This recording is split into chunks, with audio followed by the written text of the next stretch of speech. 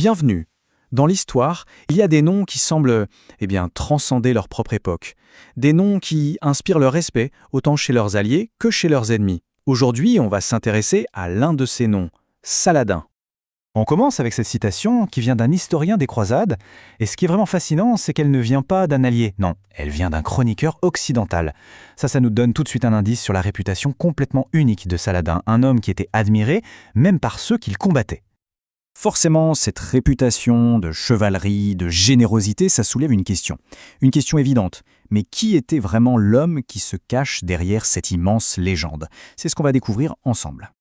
Alors Saladin, ou de son nom complet Salah ad-Din Yusuf ibn Ayyub, est né vers 1137 à Tikrit.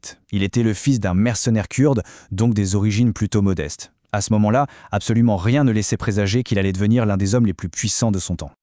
En quelques mots, voilà l'ampleur du personnage. Il n'a pas seulement été un chef de guerre, il a carrément bâti un empire, fondé une dynastie, et au passage, il a redéfini tout l'équilibre des pouvoirs au Moyen-Orient. Son ascension a été absolument fulgurante. Et tout a commencé à un endroit bien précis, l'Égypte.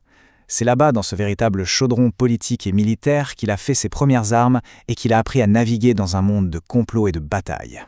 Regardez un peu cette chronologie. C'est une montée en puissance spectaculaire. En 1564, il n'est qu'un commandant parmi d'autres. 5 ans plus tard à peine, le voilà vizir, soit le plus haut dirigeant du pays. Le vrai tournant, c'est 1171. Il abolit le califat chiite des Fatimides pour rétablir l'autorité du califat sunnite des Abbassides. Un coup politique de génie qui unifie l'Égypte. Résultat, en à peine 10 ans, il passe de soldat à sultan, maître de l'Égypte et de la Syrie. Il faut bien imaginer l'Égypte de l'époque. C'est un vrai champ de bataille stratégique. Saladin n'y a pas seulement affronté les armées croisées, il a aussi dû faire face à de puissantes factions rivales à l'intérieur même du pays. C'est vraiment dans ce creuset qu'il a forgé sa réputation de stratège hors pair. Une fois que l'Égypte a été sécurisée, son ambition s'est tournée vers le nord. Son grand projet, son obsession presque, c'était d'unir tous les États musulmans qui étaient divisés en Syrie et en Mésopotamie pour créer une force capable de vraiment tenir tête au royaume croisé. Et ce projet d'unification, il l'a mis en œuvre à travers une série de campagnes militaires très audacieuses. En partant de sa base en Égypte, il a méthodiquement conquis la Syrie, une partie de la Mésopotamie, il a assemblé pièce par pièce un immense empire. Ce nouvel État, l'État ayyubide, s'étendait de la Nubie au sud jusqu'aux portes de l'Anatolie. Bien sûr, un tel projet, ça ne se fait pas sans opposition. Le chemin vers l'unité, il était pavé de conflits, de trahisons. Il a dû se battre sur tous les fronts. Et ses adversaires étaient redoutables. Il a dû combattre les Zingides, la dynastie qu'il avait servi au début de sa carrière. Il a survécu à 2 tentatives d'assassinat de la fameuse secte des assassins. Et bien sûr, il avait l'ennemi de toujours, les royaumes croisés, bien installés sur la côte du Levant. On arrive maintenant à l'événement qui a scellé sa légende pour l'éternité. Le moment qui a fait basculer son histoire. La reconquête de la ville sainte, Jérusalem. Tout a commencé par une victoire écrasante. C'était à la bataille de Hattin. En anéantissant l'armée du royaume de Jérusalem, Saladin a fait sauter le principal verrou de défense de la ville. La route vers les portes de Jérusalem était grande ouverte. Et là, le contraste avec la prise de la ville par les croisés en 1099 est saisissant. À l'époque, la conquête s'était terminée par un bain de sang, un massacre généralisé. Saladin, lui, a choisi une toute autre voie. Il a offert aux habitants de partir sains et saufs en échange d'une rançon et il a pris grand soin de protéger les lieux saints chrétiens. C'est cet acte qui a vraiment forgé sa réputation de clémence. Mais attention, sa clémence, ce n'était pas seulement une question de principe. C'était aussi de la pure stratégie. Face aux défenseurs de la ville, Balian d'Ibulin, qui menaçait de tout détruire, Saladin a préféré négocier une reddition pacifique. Le but, préserver la cité sainte. Un geste à la fois pragmatique et miséricordieux.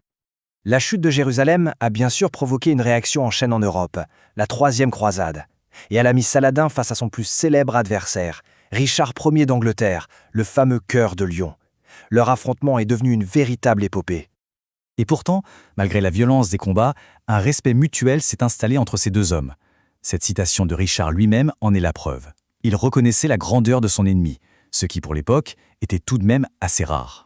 Des anecdotes comme celle-ci illustrent parfaitement sa réputation. En plein milieu de la guerre, une mère franque, dont le bébé avait été volé, vient le supplier. Sans hésiter une seconde, Saladin utilise son propre argent pour racheter l'enfant et le lui rendre. Un geste qui a profondément marqué les esprits, y compris dans le camp adverse. Finalement, cette guerre épique ne s'est pas terminée par la victoire totale de l'un ou de l'autre, mais par un traité, une négociation. Saladin a conservé Jérusalem, mais il a garanti l'accès aux pèlerins chrétiens. C'était une solution diplomatique qui a montré qu'il était aussi doué pour faire la paix que pour faire la guerre. Bon, après des décennies de guerre, de conquête, qu'est-ce que Saladin a laissé derrière lui? Quel est son héritage? Et surtout, pourquoi son nom continue-t-il de nous fasciner des siècles plus tard? Alors là, on a un fait qui est juste incroyable. À sa mort en 1193, le puissant sultan qui régnait sur un empire immense ne possédait personnellement qu'une seule pièce d'or. Une seule. Il avait donné toute sa fortune à ses sujets, au point de ne même pas laisser assez d'argent pour payer ses propres funérailles. Un détail qui en dit très, très long sur l'homme. Et son héritage, il est encore bien vivant aujourd'hui. L'aigle de Saladin, son emblème, est devenu un symbole national pour l'Égypte et pour le Kurdistan, sa terre d'origine. C'est un lien direct entre son histoire et la géopolitique actuelle. Aujourd'hui encore, son mausolée à Damas attire des visiteurs du monde entier. Il reste un symbole d'unité, un guerrier chevaleresque et une icône culturelle dont l'influence dépasse et de loin les frontières du monde musulman. Alors, au final, comment se souvenir de Saladin? Comme le conquérant impitoyable? Le souverain clément? Le diplomate avisé? Ou peut-être le héros romantique? Sa figure est complexe, elle a de multiples facettes. Et c'est sans doute pour cette raison qu'elle continue de nous interroger et de nous fasciner, des siècles plus tard.